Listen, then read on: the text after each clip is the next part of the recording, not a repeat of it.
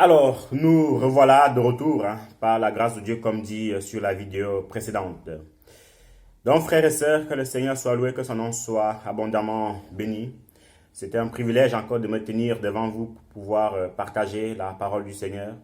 Il n'y a pas plus grand métier que de faire l'œuvre du Seigneur. C'est un métier qui nous sera très très rémunéré au ciel.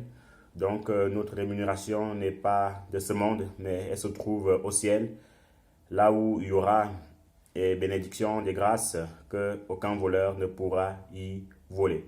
Donc que son nom soit béni.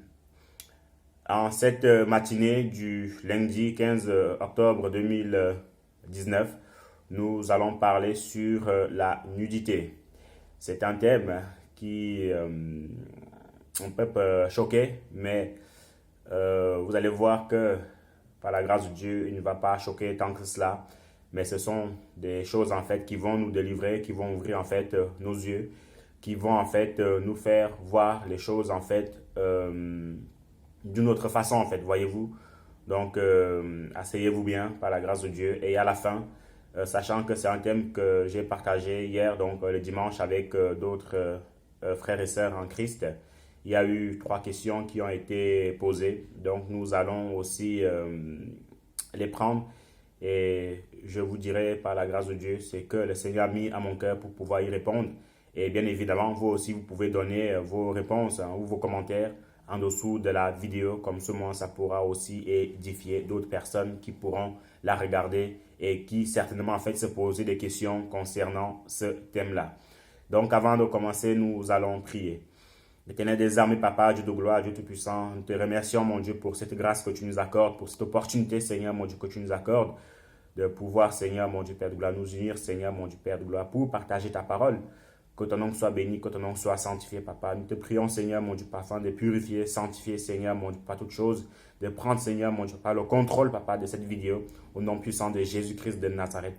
Ne permets, Seigneur, mon Dieu, Père de gloire, que rien, Seigneur, mon Dieu, ce qui t'honore, Papa, mon Dieu, Père de gloire, Seigneur, mon Dieu, Papa. Ne permets pas, Seigneur, mon Dieu, que rien qui ne t'honore pas, Seigneur, mon Dieu, puisse venir faire obstacle, Papa, à cette vidéo au nom puissant de Jésus-Christ de Nazareth. Nous t'aimons, Jésus. Nous voulons continuer à t'aimer, Seigneur, mon Dieu, chaque jour, Papa, chaque instant, Papa. Aide-nous, Seigneur, mon Dieu, à tenir bon, Seigneur, jusqu'à ton retour, Papa, ou jusqu'à ce que tu nous rappelles que ton nom soit béni, Jésus-Christ de Nazareth. Au nom puissant de Jésus-Christ de Nazareth, Papa, nous avons prié. Amen. Donc, frères et sœurs, nous allons sans plus tarder prendre les versets de ce matin. Nous allons étudier, ou plutôt parler de 3 versets.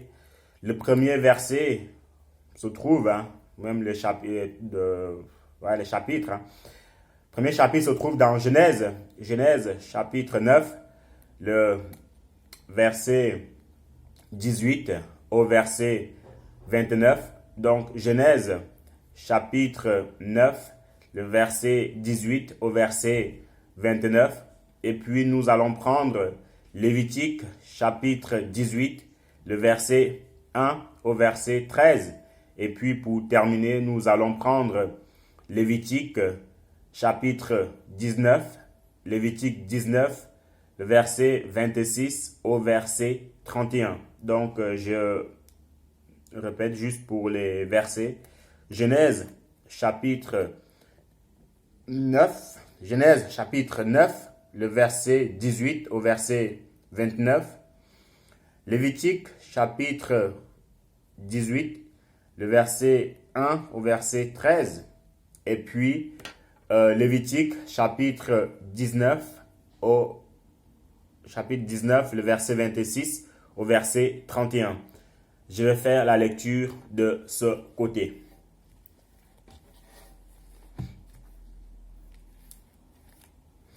Donc, Genèse, le premier verset. Genèse, chapitre 9, le verset 18 au verset 29. Les fils de Noé qui sortirent de l'arche étaient Sem, Cham et Japheth. Cham fut le père de Canaan. Ce sont là les 3 fils de Noé, et c'est leur postérité qui peupla toute la terre. Noé commença à cultiver la terre et planta de la vigne, et il but du vin, s'enivra et se découvrit au milieu de sa tente. Cham, père de Canaan, vit la nudité de son père et il le rapporta dehors à ses deux frères. Alors Sem et Japheth prirent le manteau, le mirent sur leurs épaules, marchèrent à reculons et couvrirent la nudité de leur père, comme leur visage était détourné. Ils ne virent point la nudité de leur père. Lorsque Noé se réveilla de son vin, il apprit ce qui lui avait fait son fils cadet. Et il dit, maudit soit Canaan, qu'il soit l'esclave des esclaves de ses frères.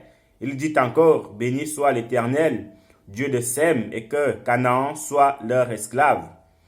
Verset 27, que Dieu étende les possessions de Japheth, qu'il habite dans les tentes de Sem, et que Canaan soit leur esclave. Noé vécut après le déluge 350 ans. Tous les jours de Noé furent de 950 ans, puis il mourut. Amen. Nous allons continuer dans Lévitique, chapitre 18, le verset 1 au verset 13. Lévitique 18. L'Éternel parla à Moïse et dit, parle aux enfants d'Israël et tu leur diras, je suis l'Éternel votre Dieu. Vous ne ferez point ce qui se fait dans le pays d'Égypte où vous avez habité, et vous ne ferez point ce qui se fait dans le pays de Canaan où je vous mène. Vous ne suivrez point leur usage, vous pratiquerez mes ordonnances et vous observerez mes lois. Vous les suivrez, je suis l'Éternel votre Dieu. Vous observerez mes lois et mes ordonnances. L'homme qui les mettra en pratique vivra par elles, je suis l'Éternel. Nul de vous ne s'approchera de sa parente pour découvrir sa nudité, je suis l'Éternel. Tu ne découvriras point la nudité de ton père, ni la nudité de ta mère, c'est ta mère. Tu ne découvriras point sa nudité. Tu ne découvriras point la nudité de la femme de ton père, c'est la nudité de ton père. Tu ne découvriras point la nudité de ta sœur, fille de ton père ou fille de ta mère, née dans la maison ou née hors de la maison. Tu ne découvriras point la nudité de la fille de ton fils ou de la fille de ta fille, car c'est ta nudité. Tu ne découvriras point la nudité de la fille de la femme de ton père, née de ton père, c'est ta sœur. 12. Tu ne découvriras point la nudité de la sœur de ton père, c'est la proche parente de ton père. Tu ne découvriras point la nudité de la sœur de ta mère, car c'est la proche parente de ta mère. Ainsi de suite, ainsi de suite. C'est un chapitre très très bénissant et très très encourageant que je vous encourage aussi, si vous le souhaitez, à continuer à méditer et à lire. Mais toujours, tu sais que pour éviter en fait une très très longue lecture, je préférais par la grâce de Dieu m'arrêter au verset 13. Nous poursuivons Lévitique chapitre 19. Lévitique chapitre 19, de verset 26 au verset 31. Nous continuons. Vous ne mangerez rien avec du sang, vous n'observerez ni les serpents, ni les nuages pour en tirer des pronostics.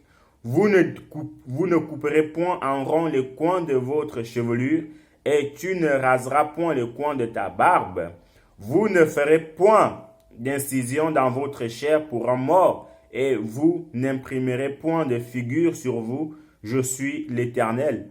Tu ne profaneras point ta fille en la livrant à la prostitution, de peur que le pays ne se prostitue et ne se remplisse de crimes.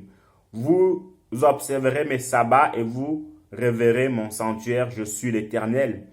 Ne vous tournez point vers ceux qui évoquent les esprits, ni vers les devins, ne les recherchez point de peur de vous souiller avec eux, je suis l'Éternel votre Dieu.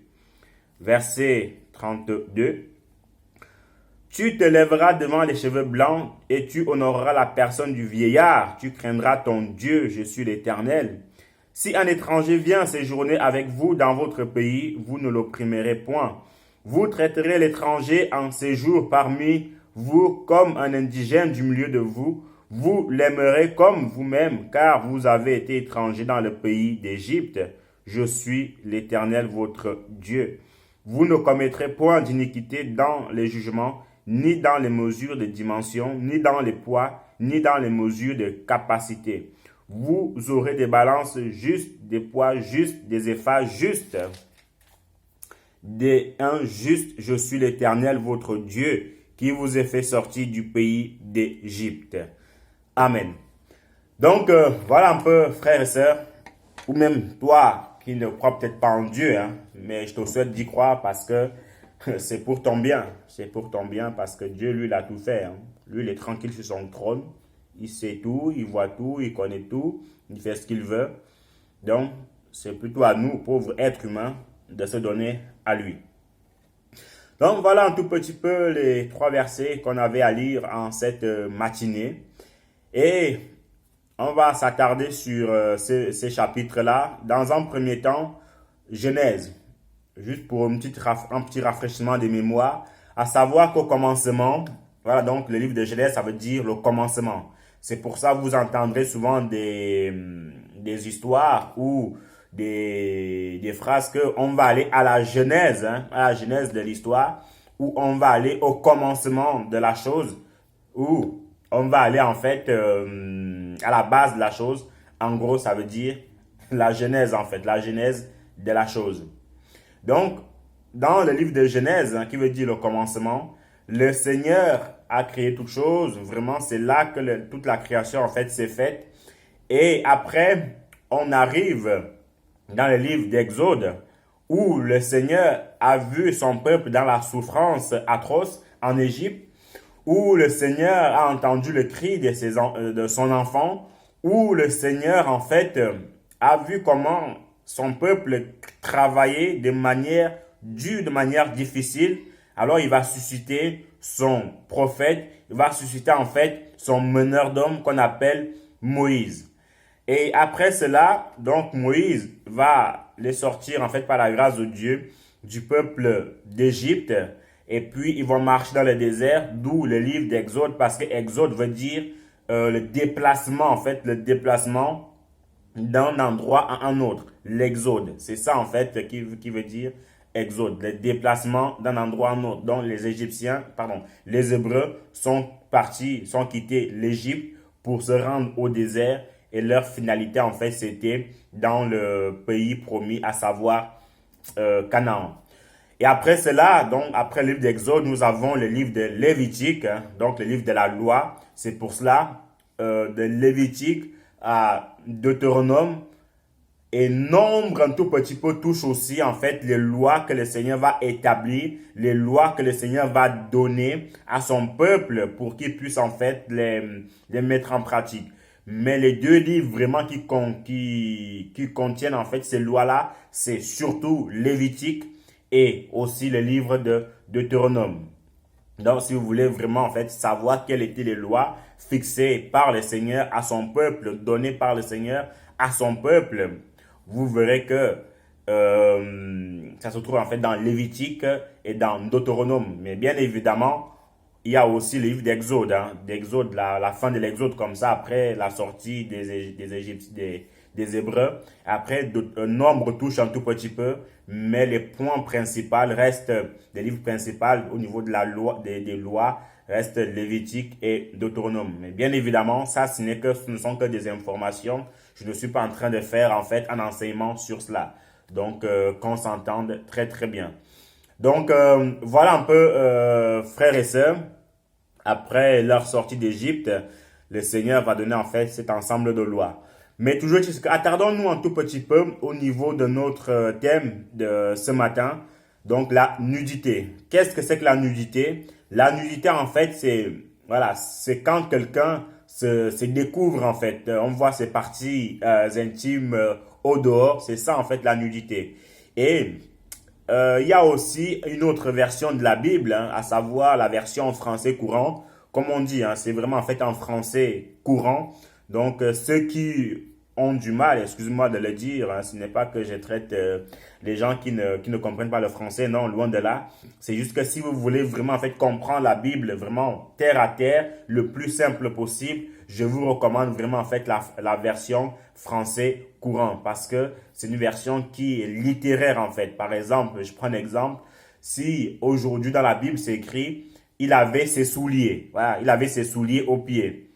quelqu'un qui ne sait pas ce que c'est que les souliers va se dire, mais c'est quoi les souliers? Parfois, il faut qu'il aille chercher sur Internet et tout ça. Mais quand on lit la version français courant, la version français courant peut dire, il avait ses chaussures. Vous comprenez? Donc, c'est une façon de dire que la version français courante, en fait, elle est vraiment très, très limpide, ainsi de suite, ainsi de suite. Donc, la version français courante, elle qualifie en fait la nudité comme les relations sexuelles, en fait, si vous voulez, les relations intimes.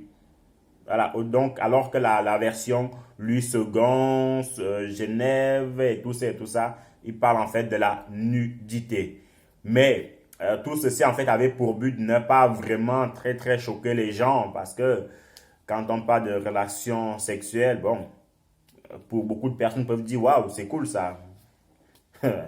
C'est cool, mais ce n'est pas pour que tu ailles voir la voisine pour que vous mettez à la cool, quoi. Non, c'est pas ça. C'est justement pour éviter ce genre de choses que la Bible dit cela. Donc, voici un patriarche, le frère Noé, le patriarche Noé, qui, le Seigneur l'a utilisé pour construire l'arche. Et ce qui est assez bénissant, c'est que c'est vraiment pourquoi on dit, la Bible dit aussi en fait qu'il n'y a rien de nouveau sur le soleil, ce qui a été, ce qui se fera, ce qui s'est fait, ce qui se fera, et Dieu ramène ce qui est passé. Voilà, le Seigneur est la première personne qui a fabriqué, qui a mis en place un bateau. Et ce bateau-là n'avait pas besoin de voile, n'avait pas besoin des hélices par terre en dessous pour pouvoir chasser les poissons. Non, il était seulement fait en bois et il naviguait de manière tranquille. Et l'homme en a profité de cette expérience-là pour pouvoir en fait produire les bateaux que nous voyons. Mais malheureusement, lui, l'homme, il a mis des hélices par terre pour pouvoir en fait chasser les gros poissons pour éviter en fait qu'il y ait des naufrages. Deux, pour aussi en fait permettre au bateau de pouvoir circuler de manière normale, alors qu'au temps de Noé, ce que le Seigneur lui a fait, c'était parfaitement parfait. Gloire à notre Seigneur Jésus-Christ. Donc, voilà cet homme-là que le Seigneur a utilisé pour construire ce bateau-là, mettre des espèces d'animaux, et ainsi qu'avec ses enfants. Et après le déluge, le Seigneur lui a encore fait une autre grâce d'être cultivateur, et puis il va avoir une vigne, ce qui est parfait, hein, une vigne, du vin, des fruits, tranquille. Mais malheureusement, voyez-vous, frères et sœurs, notre patriarche va commettre en fait ce qu'il ne faut pas commettre, à savoir, il va s'enivrer. En gros, il va aller au-delà du deuxième verre, comme on dit en bon français. Il va boire un verre de plus et il va se retrouver par terre nu. Et vous comme moi, on a déjà vu des soulards, hein, des soulards qui ont trop bu. Et quand on est sous, on dit n'importe quoi. On peut même aller jusqu'à insulter notre papa, notre maman. En fait, on peut même aller jusqu'à faire des choses que, quand on revient à notre état normal, quand on nous raconte ce qu'on a fait, on dit « Ah, c'est moi qui ai fait ça ?» Waouh! Donc, voilà. Et notre patriarche, hein, il va se saouler. Excusez-moi de le dire, mais c'est le cas. Hein. Il va se saouler et puis il va se mettre nu. Et qu'est-ce qui s'est passé? Voilà son fils cadet, Cham, certainement.